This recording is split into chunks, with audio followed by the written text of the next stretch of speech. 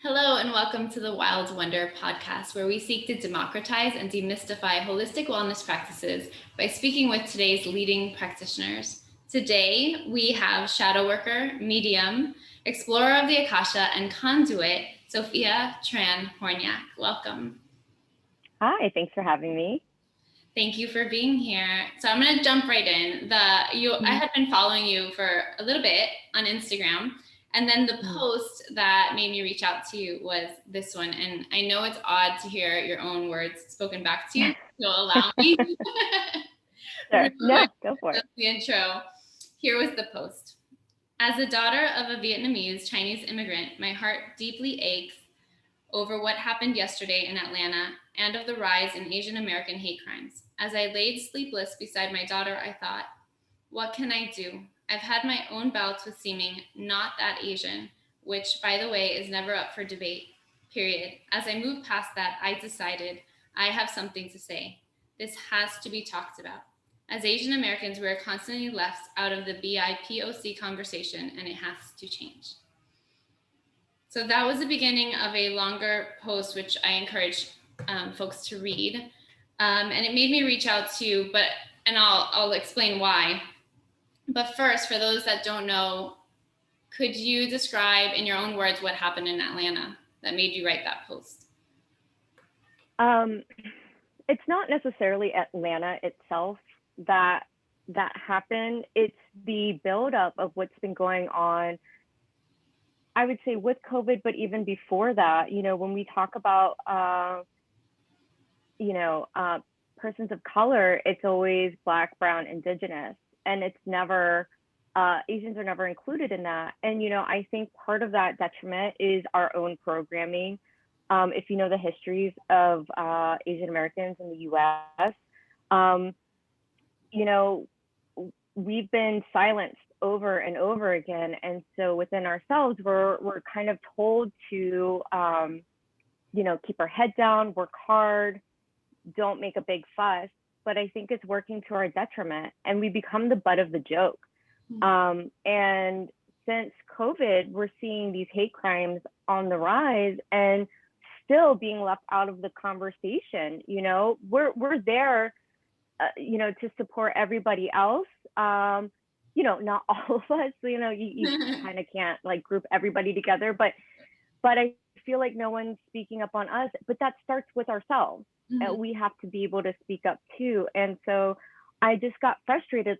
When does it end? Where does it stop? And my son looks exactly like me, and we live in a mostly white community, a pretty Republican community, and it makes me really nervous. And then I laid there with my daughter, and between that and the over sexualization of Asian women and fetishization, and then what kind of turned into the whole he had a bad day, he had an addiction. I mean, where does that stop? Where it was just so heartbreaking. And looking at my daughter, I was like, and she's 8 months old, and being a victim of sexual assault and sexual abuse and the fetishization, I just was like, I have to say something. This has to end, and we all have to speak up, because ultimately in shadow work, it comes down to programming, coming up to the awareness that it's not working anymore, and creating new neural paths and doing something different in order to deprogram. And so since this is really essentially ancestral, I don't want her to grow up to say, I'm going to keep my head down, I'm going to work hard and be a kind person, but I'm just going to deal. That's not me, that's not her, and that's not going to be acceptable moving forward. Right. So just so we all understand the psychology, when you say the silencing of Asian Americans, how does that work? Can you provide an example of how Asian Americans are kind of programmed to stand back and be silent, and keep their head down and kind of work through it? So if you go back in history, when the Chinese came over during the production of the railroads, they really struggled for like relationship, right? And so they wanted their women to come over, and that was deemed illegal because women's bodies were deemed not appropriate. Chinese women's bodies were deemed not appropriate. So then, which a lot of people don't know, when Asian Americans were trying, or the Chinese were trying to date outside or whoever was available, that is what really brought about the complete illegal, the mixed race marriage, banning the mixed race marriage. And then there was the massacre of the riots, because during the riots of I can't remember, I'm sorry. Terrible with dates. So they're basically like trying everything they can to have like just to seem human. And they raised up, and there was, I think it was like 200 lynchings that happened. So, what kind of help was that really to them? And I know for my own family, coming over from Vietnam, my dad was just kind of like, this is just what he told me growing up, even though I'm mixed race. He's like, white people are always going to think they're better than you. They're always going to find something wrong in what you're doing. So just work really hard. Don't say anything, be kind, but take no shit, but like, don't make a big deal. And I know that that's a common thing that's said in a lot of immigrant households, not just Asian Americans, but we do have a lineage of, speak when spoken to, fall in line. That is a very common thing in our culture across all Asian cultures. So why make a big deal? And then there's also kind of the thing that I would see in my family was like, African Americans are making a big deal, Mexican Americans make a big deal, like, look at what's going on with them. So like, just like, if you're quiet, you'll have more opportunity, because ultimately we all came here for opportunity. So I think that that's where it kind of starts. And we just continued on that way. And even the Americanized Asians that have lived here, we just kind of like take things in stride, and there's a lot of humor that goes in it, but then we end up being the butt of every joke. So I think that that's where it's like, why make a big deal? Why make a big fuss if we're kind of living well without doing it? Yeah, there's an idea of not drawing attention. I can attest to that as a first generation Cuban American. There was always the idea of like, just do your work, but don't do it out here where you can be judged or abused or a number of things. Right.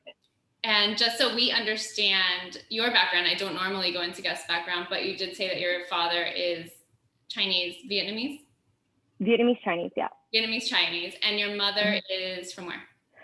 So my mother is Roma. And we found out recently that my great grandmother, who got married on the boat when she was 13, was actually Jewish. So the Roma and Jewish people have a history of kind of intertwining with each other. So when there was the mass exit from the Hungarian, Austro-Hungary area because of the Cossacks, it was mostly Roma and Jewish people. So that's our history. For those people that don't know what Roma means, I think we have a misunderstanding oftentimes, at least in the States, about what Roma means, and we automatically assume it's a very specific kind of gypsy. But I'd like to amplify what you actually believe or know that Roma is. I'm sorry, can you repeat that last part? Sure. If you could describe what it means to be Roma, because I think there's an understanding of that here. Sure. So Romas they don't really have any specific location that they're from. Our root is in Romania, and it's a very, very old lineage. And if you go into the history of Romania, which clearly we just saw, I'm not great with dates, but like any other country, there is a lot of pillaging, coming in separate powers, but the Roma resisted. And what they did is they fled up into the mountains and continued on. They did not want to be colonized. But because of that, it's a very old lineage, language, tradition. they kind of have been stuck with this wandering culture. So there's a lot of Roma in the US, and you'll see them in England, Spain, North Africa, Greece, which is where ours is kind of between Romania and Greece. And they're travelers, but it's a very old tradition, and they typically don't like to go outside of their tradition because they've worked so hard to keep it. But it is also one of the most oppressed and highly disenfranchised cultures and peoples that live outside of, I would say, the Jewish culture in Europe.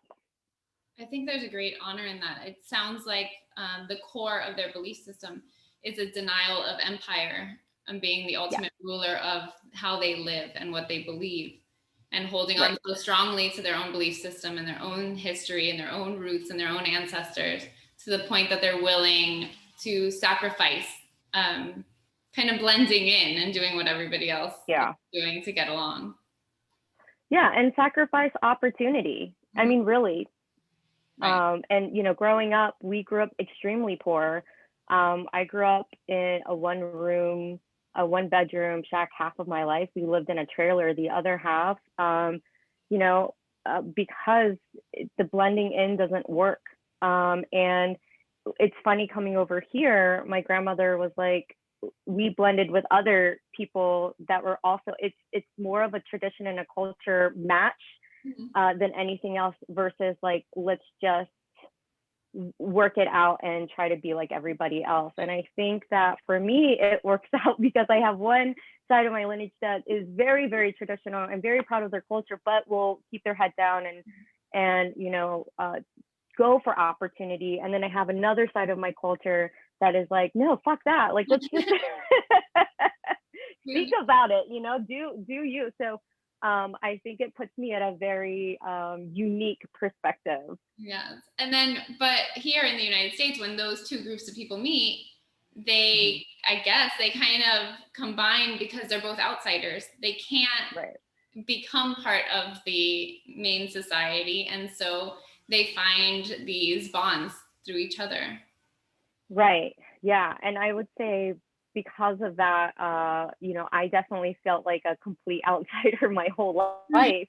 But I think, you know, there's a lot of us that feel that way. And that's the beauty of being multi-race and or mixed race is we're supposed to be the evidence of like blending of love. Like, it doesn't matter where you come from. We like each other enough to do this.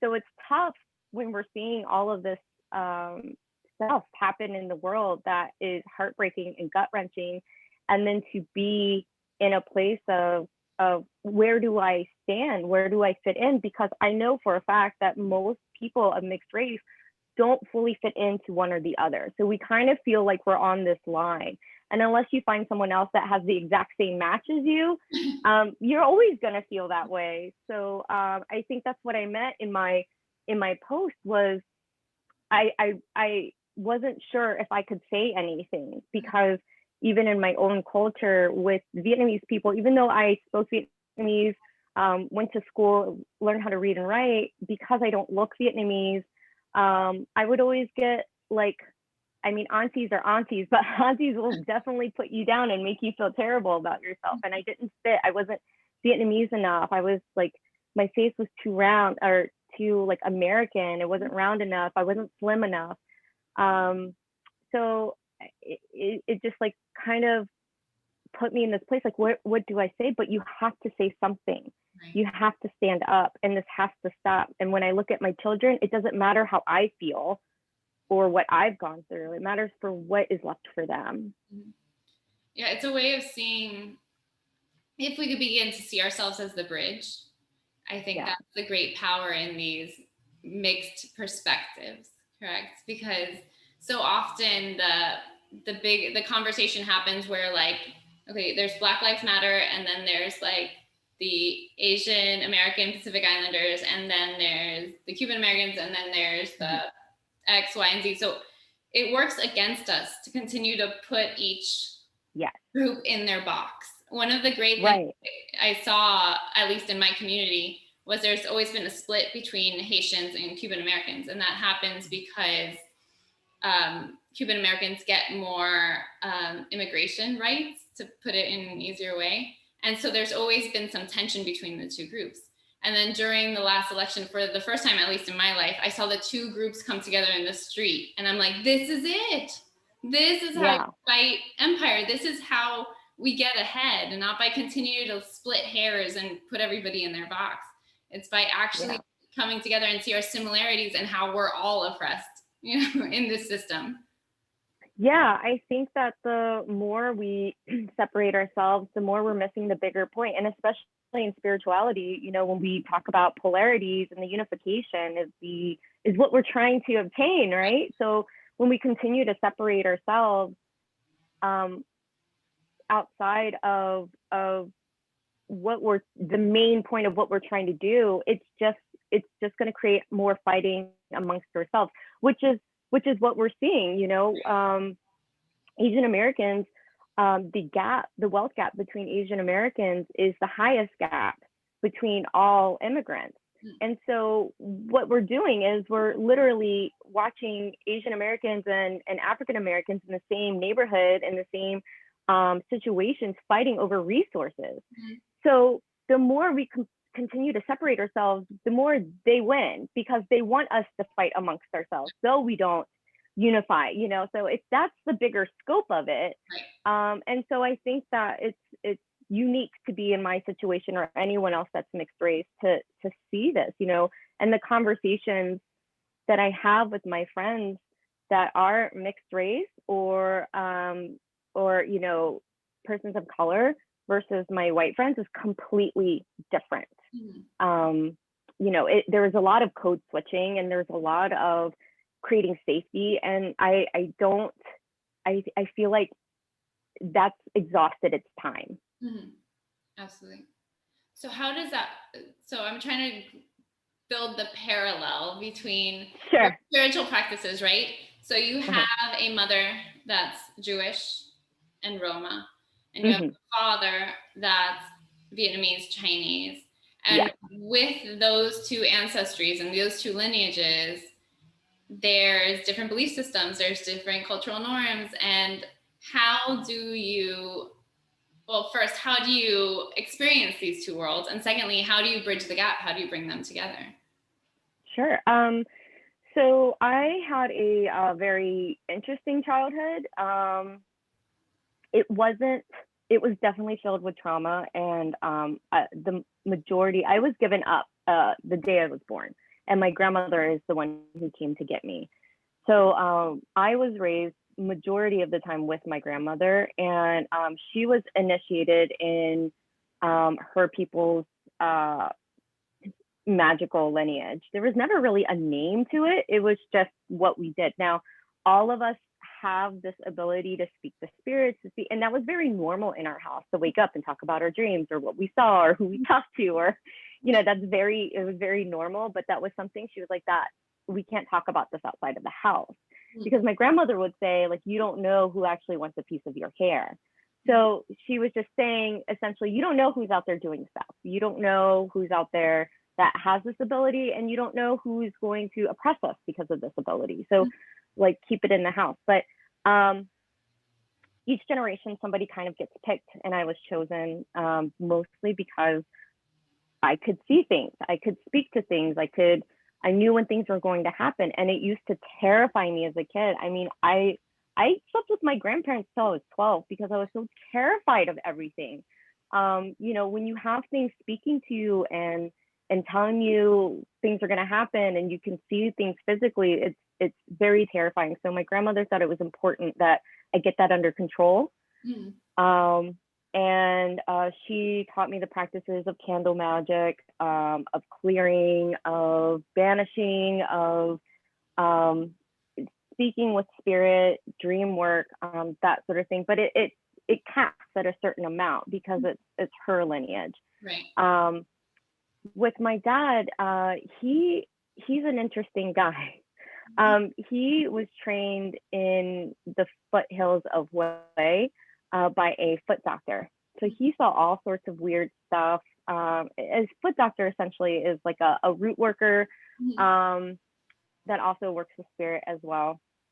And so when he was trying to evade joining the military in Vietnam, my grandfather sent him there. So, and he also is a black belt in Taekwondo and trained in Kung Fu. And I trained in all of that growing up as well. So energy was a big part of growing up when I was with him.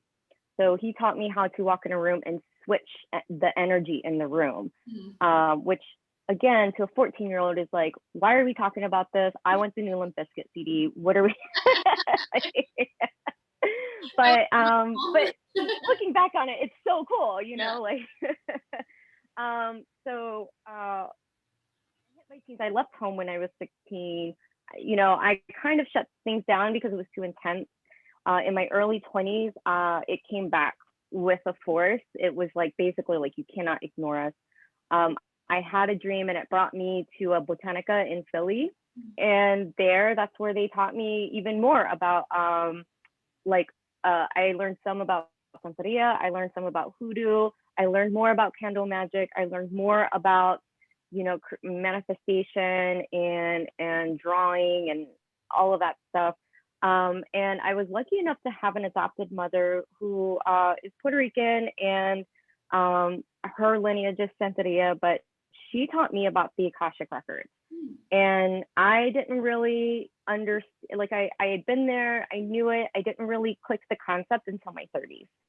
So I had a very, like, spiritually speaking, I had like the dream of being raised. PhD. Physically, yeah, like physically speaking, not so much. You know, there was a lot of like, you know, because of Roma, like poverty, mental illness, drugs, jail, abuse, lots of abuse. So my grandmother kind of nurtured me and held me as long as she could until I met my adopted mother, and then just kind of figured it out on my own moving forward. But in my late 20s, I was lucky enough to find teachers, Akashic teachers, Bhakti teachers, ceremonial magic teachers, hermetic teachers. So, it's that saying, when the student is ready, the teacher shows. And I think going through all that, they had taken me as far as they could take me, and it was time to move forward. Is it fair to say that all this energy work, even though on surface it was very different, is it fair to say that it's the truth in different costumes? 1,000%. 1,000%. You know, and it's the same thing, you know, in ritual, we honor our ancestors and we give them water, we give them food, we give them flowers, we honor the altar and call in or ask for it. But we do the same thing in Buddhism. We honor our ancestors, we give them food, we say a mantra, you know, the same thing in Bhakti. So the energy is what I've learned ultimately, because I started getting into quantum physics and all of that, because you sort of have to at this point. It's just all one big energy that gets transmuted and moved to be usable somewhere else. So I stay away from things like negative energy, because it's there for a reason. It's all divinely, has a divine job to do what it needs to do, to teach you what you need to, whether it's boundaries or a lesson, whatever. And as you process it, transmute into something usable. It all, circumambulates. Right. It comes full circle. Yeah, and when we, just like certain marginalized communities are left out of the conversation, I also feel like in the spiritual world, there's certain marginalized communities' practices are left out of the conversation, at least here in the United States. I felt always when I'd go to trainings that there was a very specific way to speak about energy and spirit, and it was based on the, Anglo-Saxon or European culture or belief system. Or if I was in yoga training, it was based in the Hindu practices of India. And I always felt, at least in my beginning years, and I think only now looking back on it, I was like, I didn't really connect with either of those two things because I don't hold it in my bones. Like I understand it on a conscious level, but I don't feel it. you know? And I think Mhm. when we don't uplift these voices from other cultures, then we don't allow for certain groups of people to really understand what this work is. Yeah, I also feel because I've taken my yoga training as well. I think some of that too is the filter it comes out of, right? In the US, a lot of our teachers are white and Anglo-Saxon. And so the filter that it comes through versus the filter that would come through Hindi like Mhm. teacher is going to be very different, Yeah. because I think there is a padding of safety, a padding of gentleness, or what is perceived as spiritual. Right. And so then I had the same problem. I wanted to take my training for so long, but I was like, I do not resonate with these people, with this energy. I don't get it. And it took until I met this yoga teacher, and she actually passed away the weekend after I met her. But she was like punk rock, super cool, like in her own, like spoke the way she wanted to speak. And I was like, yes, like this is cool. This is authentic. Okay, I'm gonna do it. And when I got there, it was still the same energy. But when I really processed the philosophy on my own, when I started to read the Gita, when I started to read Radhanath Swami, then I understood it in a different way. Then I processed it in a different way versus how it came out, because we all have our own individual filters. And that's the beauty of healers. We're not supposed to be exactly alike, because our filter is supposed to attract who needs it in that way. And so I think that that is kind of not a problem, but it does remove some of us away because we don't resonate with that gentleness and the softness, because our history and our what is in our bones is trial and error and strife and trauma and hard truth. Right. And we resonate with that more than something that feels like spiritual bypassing. Absolutely. Like that good vibes only crowd that every time I see, I'm like, oh no, I Yeah. can't get on board. See, I love a tower moment. Let me break something so I know I'm gonna be better. Let's go. Like I've been through it. Yeah, I'm You like know. that's just not my history. There's a I don't know if it's Roma, but it's definitely Spanish traveler proverb that goes, "Bury me standing because I've spent a lifetime on my knees," and I'm like, Yeah. that's it. That's it. Yes. And Yeah. I think I talk a lot about look, we can't just write something on a piece of paper and burn it every full moon. That's just not how it works. It doesn't. So I feel that for sure. And then born from that strife, I always think about that's also the power of some of Yeah. these marginalized communities that have gone through so much. Like I always think when something feels oppressive, I'm like, fine, fight me on the ground. I can fight here Mm-hmm. on the ground. Yeah. I can't fight up here in like nicitudes. But you want to get in the dirt with me, like that I can do because I've done it. You know, and I Yeah. think that's the strength of having gone through some of these things.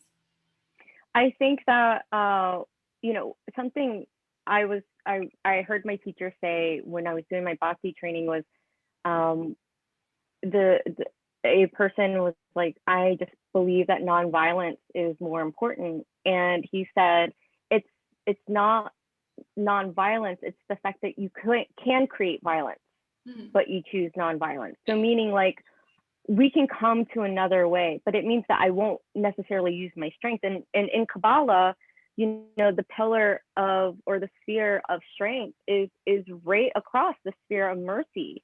Because if we give and give and give and give and give, we're not going to have anything left. So strength its severity is really important to set boundaries, to shut the window and not let people in, to be able to and so if we're gentle and flowing and doing whatever and interpreting things to make us feel gentle and good about ourselves because the world around us is hard, then we're not learning the true lessons that these sages and mystics have given us. So there has to be a balance, and that strength, it's like the strength card. We have to be able to learn how to stick our hand in the lion's mouth. And by doing that, we have to use a nice balance of strength and gentleness. Mm-hmm. To be able to stand firm and also, see things for what they really are, and allow Absolutely. to be and to bear witness. Because I think what you were saying earlier in our conversation about the violence against the AAPI community is the ability to finally speak up, like, okay, we don't have to just be nice and keep our heads down and plow through. We can also stand firm and begin this conversation. Yes. And I think part of that is, I do appreciate people wanting to be an ally, but part of that is the biggest part I think a lot of us have, but I say us, I say, marginalized people, is that the allies always want to speak for us. Yes. And it's important that you allow us to speak and hear us. And listen. And that reminds me of a conversation we had before this podcast episode where we were speaking on the parallels between really listening to others, to maybe those voices that are often not allowed to speak, or those voices that we don't give credit enough to speak, and our ability to be able to listen to our own shadow, the things we don't want to see and hear about ourselves. So before we step into that conversation, can you give a brief description of what you believe the shadow is, so we set a base? Sure. So at the core of a lot of my practices with shadow, Carl Jung obviously is one of my favorite people to study. On top of that, Eliphas Levi and Paul Foster Case. But what shadow to me is it's not this yucky, mucky thing that we have to get rid of. I hear a lot of people saying get rid of shadow. That's not really how it works, and that's not really how energy works, right? We just talked about transmuting things that are usable. So what you want to do is transmute the energy into something that will fuel your light. So essentially think of shadow as like this wall in front of your light. So that when things are thrown at you, for example, like guilt, shame, things that have been, deemed unacceptable by society or your family because of your light, because of your primordial energy and your individualization, the thing that's like, I want to be different, I want to do something completely different. Well, sometimes that's not deemed that way, and then you're shamed and felt guilty about it. So it's this wall. And so all that stuff sticks onto it. That's how I sort of see it. So this wall, if we use it as a personification of the higher self, the same way we would talk to higher self for something, we can talk to shadow because it knows all the deep secrets. It knows all the stuff that we sometimes avoid, or it's in the back of our memory. And so shadow is like that friend that like is your best friend, but will like tell you the truth, and you're like, oh, I hate you, but like you're right. That's shadow, right? And so if we utilize shadow in that way, shadow is always going to tell us the truth as to why we do certain things. So we can, find ourselves in a relationship, and we're aware that, we push people away all the time. And we get into a moment and say, shadow, why am I pushing this person away? And shadow will say, well, because when you were a child, you were abandoned. So you have this idea that people are always going to leave you. So before they leave you, you push away because you're in survival mode. But we want to get out of survival mode. We want to live, and we want this light to flow. And so the more we deprogram what is happening, so you can say shadow, what is a small practice I can do to stop pushing people away? And shadow may be pretty interesting what shadow will say to you. The more you start working with that energy, the smaller shadow will get. Shadow's always going to be there though, because if there's always a light, there's always a shadow. But then that energy fuels your light, right? And it allows that to grow. And so something that I recently went through was I didn't even realize it. I was like, shadow, why do I have such a problem being like weird, like talking about all this stuff? Like, why do I hide it outside of the fact that my grandmother told me not to? And I realized my uncles used to make fun of me when I was a kid, so much so that I used to run away and hide, and they would find me and continue to make fun of me till I cried. So I was always embarrassed and made fun of. And so I was afraid of that. And I only found that out by working with shadow. And that was something, a memory I had locked away. I didn't even think about. I was, and in general, I don't get embarrassed very often. So I was like, I don't get it. And then I saw it, like they used to call me weird and like freak, and like these are grown ass men. So of course that's scary to me as a little girl. And they're like, we're just picking on you. We like you. So I didn't understand it. And so shadow is kind of like your best friend that will fuck you up with some truth. Right. She's got the key, but ultimately she wants you to do good. Right. So if you work with shadow in that way versus trying to constantly get rid of it, you will have a much smoother transition. So working with the shadow, what is the great gift?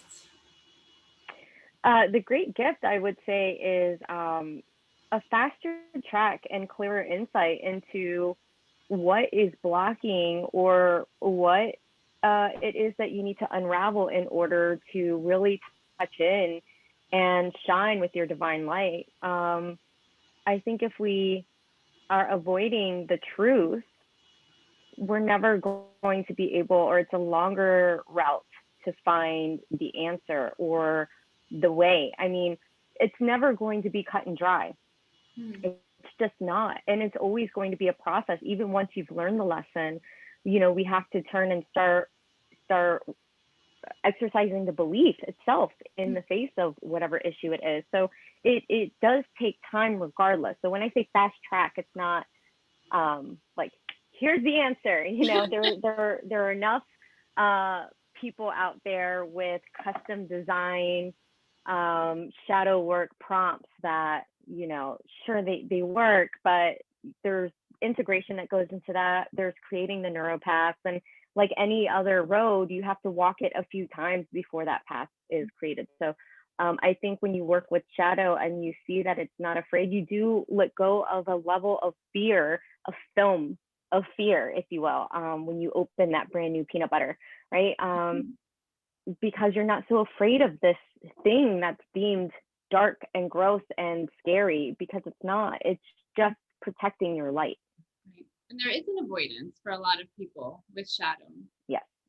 I just someone recently, when I first started the podcast, the first episode was on shadow work, and we sent out a shadow work, a basic like get started with your shadow kind of meditation they could do. And this person said to me, it's been sitting on my printer for the last 6 months, and I keep taking it out, looking at it, and then deciding not to do it. Where do you think that avoidance comes from? Beyond the obvious that we want to look at our stuff. Yeah, that's really what it is. I think that, and when we go through things like shame and guilt and fear, it's our story, right? It's just us. No one else, even if you were there, your point of view is completely different. So it's just us, and it's isolating, and it leaves you in a vulnerable place. So when we're afraid to look at those memories or look at that kind of stuff, we also think like, I'm alone. And what happens when you're going through a panic attack or anxiety or sadness or fear? Your first thought is, somebody save me from this. But ultimately, it's up to you to save yourself. Now, with shadow work, I don't recommend that it by themselves. You should have somebody like a shadow worker or a therapist or somebody that you can bounce these things off of, because that's the important part of it, is the community that's around you. There is like, it's the same idea with plant energy that people are taking to jumble stuff up, but these practices that are ancient and traditional also had a thing in place with the community around them to help nurse them back into society, whereas people are paying thousands of dollars to go in a vision, and then they come right back to their cell phones and work. So it doesn't work the same. So with shadow work, it's important to have a support system. It's important to know that you don't have to do it alone. And I think it's important to know that it's going to be your experience. You're in the driver's seat of this. As a shadow worker, I'm not in here to tell you necessarily what you see, what this means, what to do. I'm there to guide you and help you collect your symbols, your synchronicities, and help you stand there as you dump your bag out on the table. So I think a lot of it is the isolation and the fear of reliving it alone. Right. And then at the same time, there's that fear that we might get stuck in this space. But I think what you're saying, like, but if you had a shadow worker, if you were in a ritual and you had another person, that person's job is to help you transmute this stuff and then integrate it and then move into society in a new way or a different way. Right. Correct. So you once said to me that the shadow is really like the underdog of the spiritual community. I'd like to bring that back. Yeah. And if you could explain what you mean by that. I think that there's a lot of, I will say shadow seems to be a buzzword right now. Just shadow and integration, like all of that stuff is buzzwords. And like in any, community or career, there's always going to be, pushing the needle forward, or at the end of the day, like there's always going to be a buzzword. But I think a lot of people have the wrong idea. I think a lot of people are looking at it from perspective of letting go and releasing. But if you practice any traditional lineage, you would know that if you are cleansing or clearing and you're emptying your space, you have to put something back. If you let everything out, it's empty, and that allows stuff to come back. So you have to put something back into it.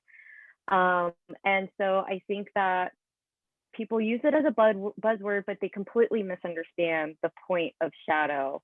And, I always tell people good and bad, good and evil, dark and light, it's all relative. It's just, it does the same thing. It has its own job. It's just, it's equal. So we can't constantly look at shadow as a bad thing, as all the bad stuff. And honestly, not that shadow isn't necessarily always something that we did or our perception. Sometimes it's from another consciousness. Sometimes it's from an ancestral line. There's so much to unpack with shadow, and I feel that it's kind of like the new kid in class that people are interested in, but like aren't taking the time to get to know. Right. So we could even, going back to marginalized communities, marginalized communities now are kind of a buzzword, right? It's like really in vogue to be part of some kind of activist group amplifying one of these voices. At the same time, I don't feel that we as a community are listening or getting to know the new kid, right?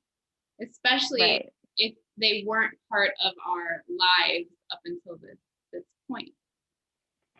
Yeah, and that's the problem I kind of struggle with is like, again, when I have these conversations with my other friends that are, of immigrant parents or mixed or whatever,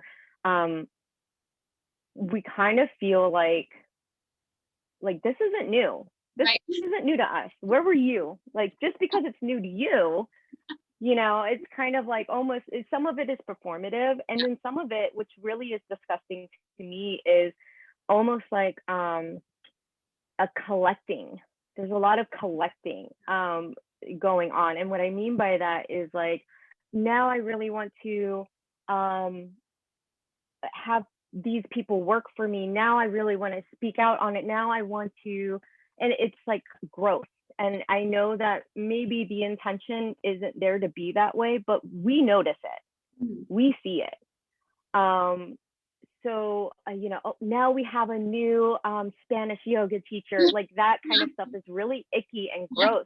We want you to hire us. We want you to want to include us, but based off of our merit, not off the color of our skin. So now you're just doing the same thing with a weird, different intention. It's strange. And I feel that people of mixed lineage, we're getting the weird, or even people that are like white facing are getting the weird, like bouncing off ideas. Oh yeah. And it's that is really offensive and gross and weird. I've had somebody say like, well, they shopped at my store. I just want one of them to work for me. And I'm like, are you kidding me? Like, this is the conversation you're having with me, it's strange and it's gross and it's weird. And then there's policing that's happening. So I think what happens is it's like a colonization of our cry for help, or not help, but our cry to hear us, of our our position. That's getting colonized into this weird profitable thing that is almost like a brand. Frustrating. Yes. And it's frustrating and it's gross and it's weird. And it's the same thing with the white sage. It's like you see a lot of people, and it is something very sacred that should be left to that tradition. But in the same people are also doing cacao ceremonies, and it's like, well, where's the equal, what are we doing here? Like, what are we doing? So I think that what people don't understand is that we are not your buffet. Mm-hmm. I think there's a difference between going around and picking and choosing on what you want, and colonization means you're watering down and making a mockery of a tradition. But if you're taking the time, I've met some amazing Bhakti teachers and Tai Chi teachers, and like amazing people that are white or black or any, but if you're taking the time to learn the tradition from an elder who you are committed to, then that's very different, because you're sacrificing your time, you're sacrificing something, and you're showing up with humility, versus I'm picking and choosing what I want on a buffet. I'm putting yourself in vulnerability, I feel. Absolutely, yes. This isn't my lineage, this isn't my ancestry, but I would like to humble myself before you and learn from you, because I feel connected. Yeah. In some way. Yeah, and it doesn't mean that you necessarily, like I said, it doesn't mean you have to necessarily, the color of your skin translate to that tradition. I've met an amazing like hoodoo practitioner who is white, and as far as she knows, she's only white. Now, I'm sure she was something else in another lifetime, and that's a whole nother bag, but she shows up with humility. She's been taught by elders, she's initiated, she's respectful, and she knows her shit. And it doesn't mean that, out the gate, you have to know exactly what you want to do. It's okay to wander around and figure it out, but just be respectful and careful of what you're doing. And when you have recognized the thing or the things that seem to connect to your thing, then take the time to have the discipline to show up, and show up with respect and humility. And if somebody from that tradition is like, no, I'm not accepting this, you cannot argue that. You have to just step back and say, okay, I'm going to keep moving on.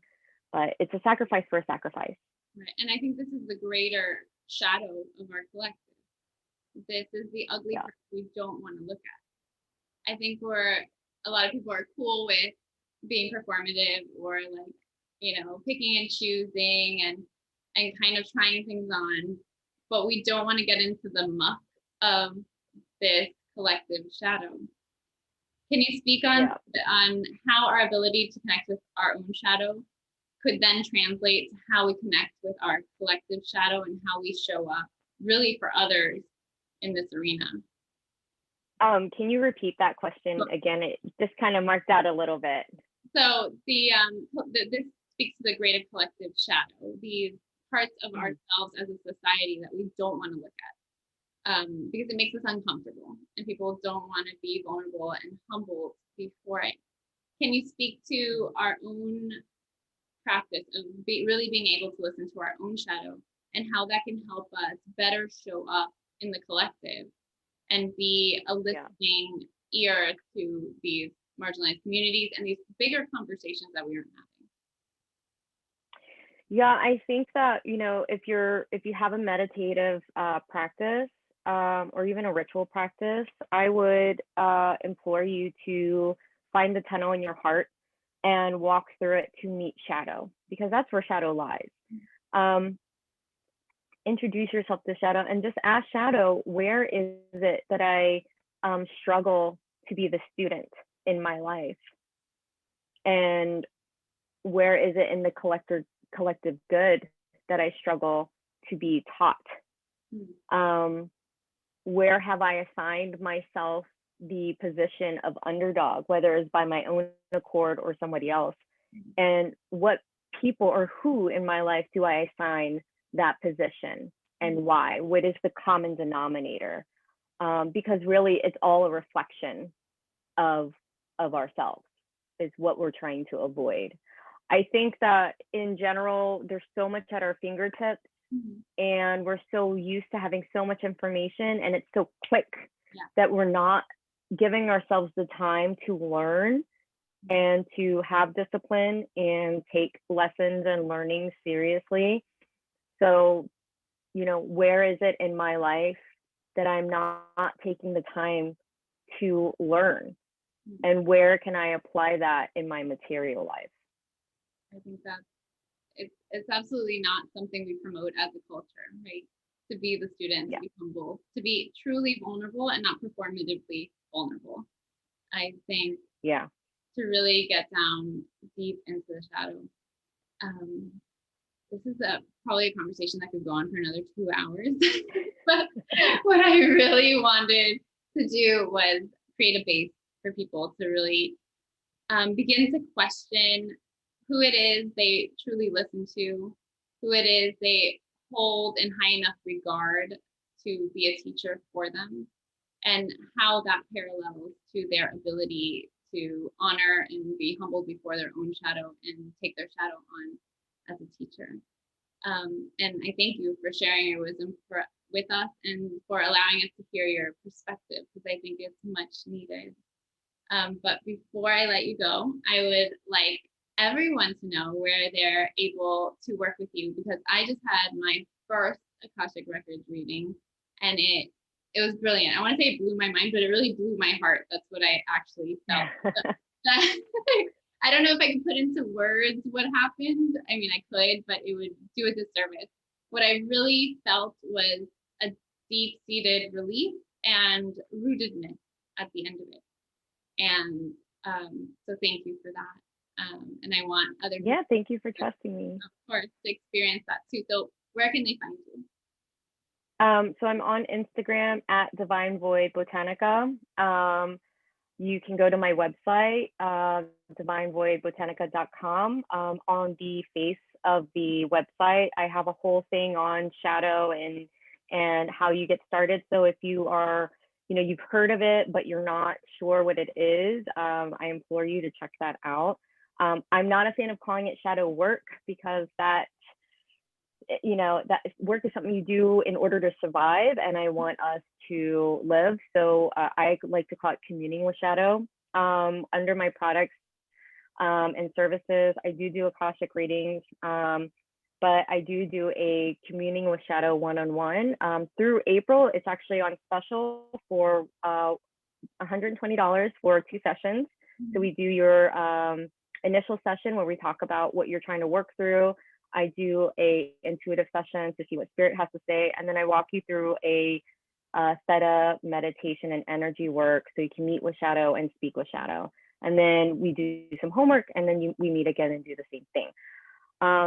I also do a monthly theta energy. I'm trying to find the name for this modality, so bear with me. But it is by you just simply send me your email via DM, and you can Venmo me whatever you like. And yeah, that's what I have going on. Very cool. I'd like to thank you again for offering to the world your services. Makes a big difference, and I feel we need more voices speaking out that don't normally feel entitled to speak. So thank you.